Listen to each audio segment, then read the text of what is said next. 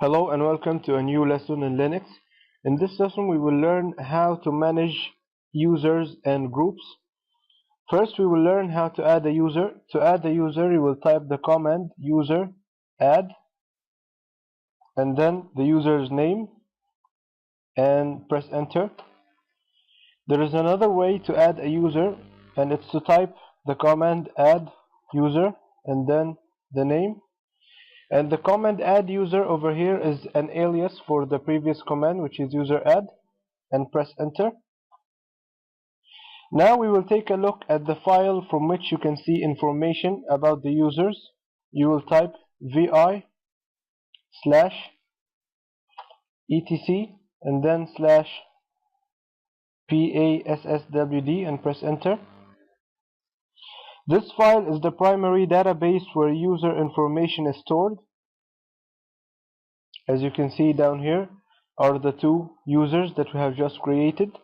This X symbol means the password or refers to the password, but we can't view it from here. We will view it from another file that we will see after a moment. And as you can see, this number 504 is the user's ID.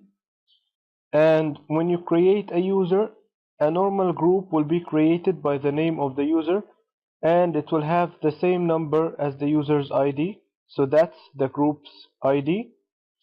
And this here is the path of, or this is the home directory of Jamal. It's under /home. And from here, this word bin bash means that this user could access shell. You can see next to other users this word sbin, no login. This means that this user can't access shell. And normally users that can't access shell will be services such as the FTP. Now I will go back out. I will type 2 dots and then Q and the exclamation mark. Press enter. Now we have seen how to create a user. Now let's see how to make a password for a user. You will type the command passwd and then the user's name and press enter.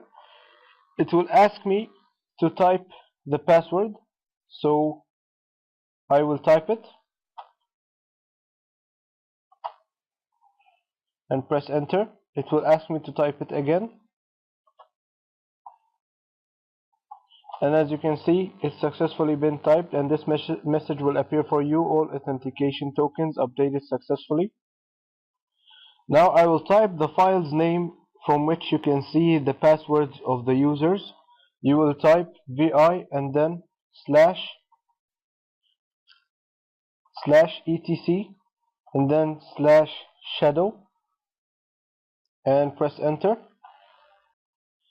As you can see, the encrypted user passwords and information relating to password expiry are kept in this file.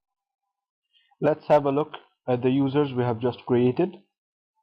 As you can see here, the user Omar, this is its password from here to here. And the other user, which is Jamal, we did not make a password for it, so as you can see there will be an exclamation mark because it has no password. Then after the password, here is the number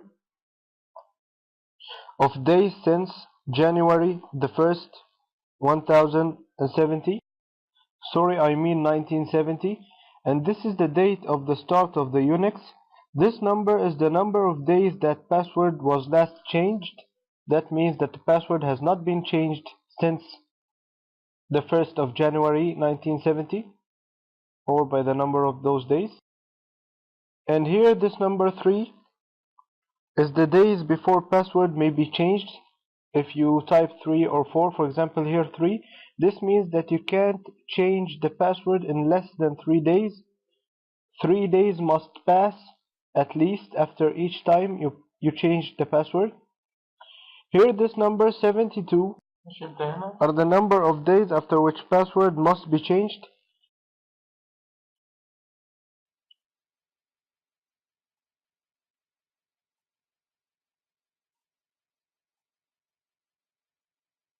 And as you can see, here is the number of days after which password must be changed. This means that every 72 days you must change the password. And here this number 7 is the number of days that it will warn you before the time to change the password. For example, here 7, it means that before the expiry date of the password by 7 days, it will warn you that you must change the password. Of course, when you open for the first time or create a user for the first time, it will not appear this number here. It will appear like this one, 99,999 and those numbers. But here, because I have modified it before, so you will find the numbers like this. Right now I will go out. Now let's see another very important file about the users. You will type vi and then /etc and then /login.defs and press enter. Okay, now if you scroll down from here, you'll find some very important options about the users. As you can see here, this number is the maximum number of days a password may be used. You can change it from here. And this number is the minimum number of days allowed between password changes. And this number here is the minimum acceptable password length. So if you type 15 or 12, it will not accept any password that's less than the number you have added by characters. And here, this number is the number of days warning given before a password expires. As you can see, from here are the numbers or the minimum or max values for automatic user ID selection in user add. You can change those numbers as you like. Here 500, this means that the first user you create will have this number as an ID, and every user that you will create after the first one will increase a number for 501, 502, and so on until 60,000. You can customize or modify those numbers as you want.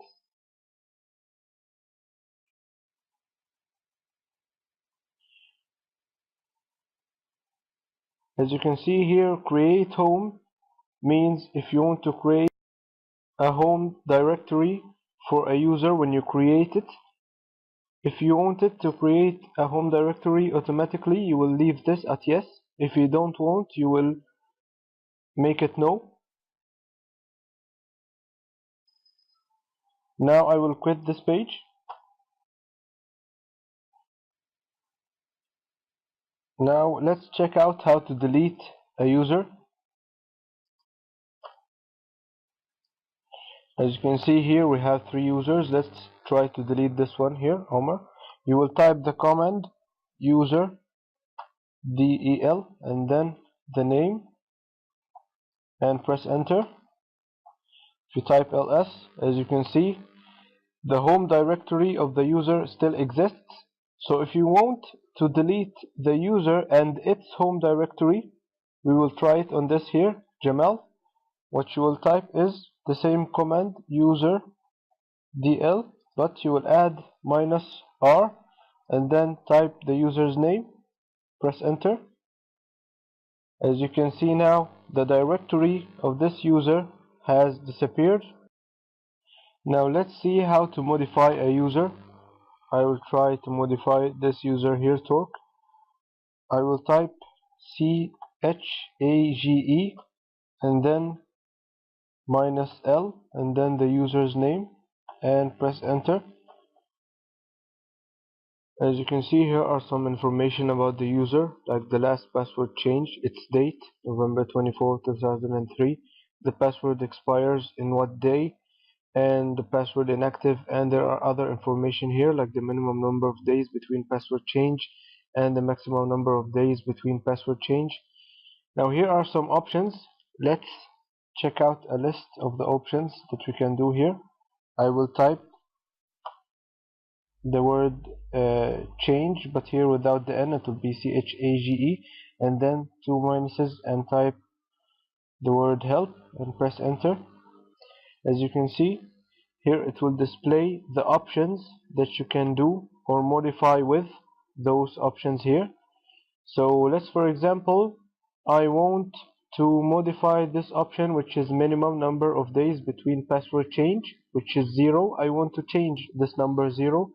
So what I will do is I will type the command chage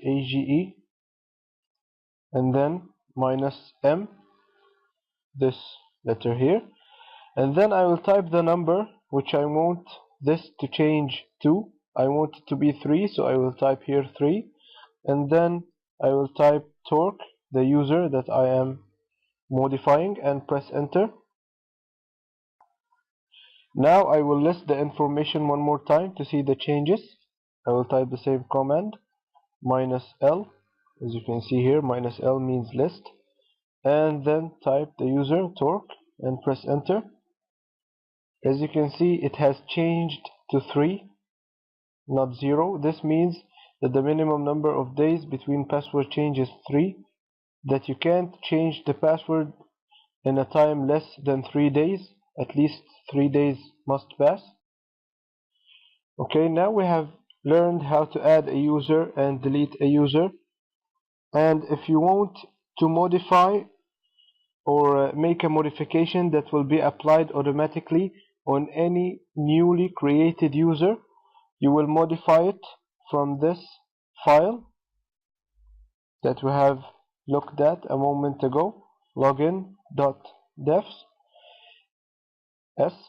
And if you want to change or modify in a single user, then you will use this command that we have just used, which is chage and then the user's name. But it's always better to make a -l before it, so it can list for you the information in a pretty way. Now we will talk about how to create a group. Okay, now we will talk about groups and learn how to add a group. But first I will clear this whole page. Now let's see how to see information about groups. I will type the command or check the file, the name of the file, /etc/ sorry, I will type vi first and then /etc/group and press enter. As you can see, down here is the user torque. These are the names of the groups that are on the server. This group torque of the user torque that we will see next, and this is the group's password, but ignore it because it's not used anymore. And this is the group's ID. And as we have seen previously, that in each user you make, it must have a primary group as its name. We have a user that's named Torque, so this is the primary group of Torque and it has the same name. And this is done for security reasons. Now let's see how to add a group. I will go out. You will type the command group add and type the name of the group that you want to add. Example here, I'll add sales, and I will add another group.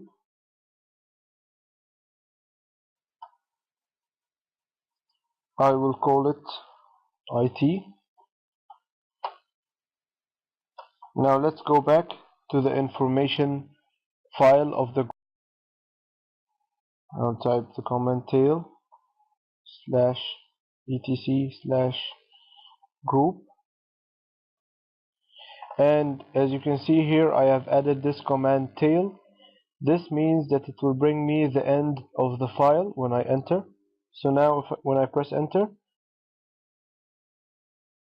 as you can see here are the two groups that we have just created and their ID. We have the group sales has an ID of 503 and the group IT has the ID of 504.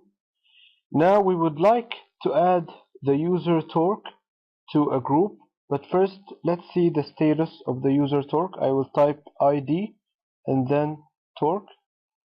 If you press enter, as you can see, this is the user's ID, which is 500, and this is the group's ID, the group of the user torque, which will have the same ID because this is the primary group and it's named torque. And here is the groups that the user torque is in, and it's the only group or the primary group which is torque. Now we will add the user torque to this group here, sales. And to add the user torque to the group sales, I will type the command user mod and then minus A and then G capital, and then type the group's name, and then I will type the user's name and press enter. Now I will see the user torque status. I will type ID torque and press enter. As you can see here, next to groups, the primary group is still the same, but now the user torque is in another group which is sales, and it has the ID 503. Now let's see how to delete a group. You will type the command group del, del, and then the name of the group that you want to delete. Here it will be sales, and press enter. Now if you type ID torque and press enter, as you can see, the group that torque was in is now doesn't exist over here, and that torque has the only group which is the primary one. And that means that each time you delete or remove a group, all of the users that are on the group gets out of this group. And by this lesson we have learned how to manage users and groups. Thank you, and see you in the next lesson.